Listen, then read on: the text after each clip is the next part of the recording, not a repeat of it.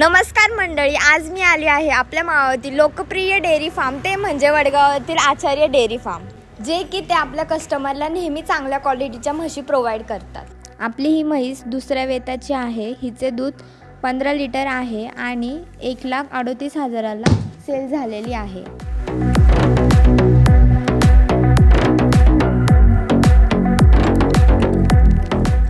अधिक माहितीसाठी दिलेल्या नंबरवरती कॉल करा.